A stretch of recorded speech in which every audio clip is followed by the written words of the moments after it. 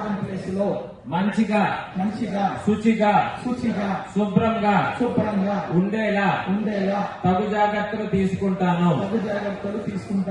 FSSAI వారు తప్పనిసరిగా తీసుకొని వ్యాపారం చేస్తాను.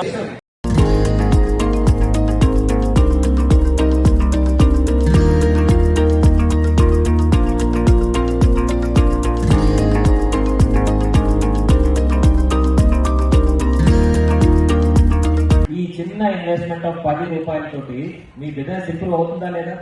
ఇలాగ మీరు మీ షాప్ లో ఉన్నారు, టీ అమ్ముతున్నారు, కాఫీ అమ్ముతున్నారు, లేదంటే పురుగులు అమ్ముతున్నారు. ఆ పురుగులు వేసినప్పుడు ఈ గ్లౌజులతో వేస్తున్నారు. గుర్తెచ్చుకొని మీరు ఒక హోటల్కి వెళ్ళారు, చిన్న టిఫిన్ సెంటర్కి వెళ్ళారు.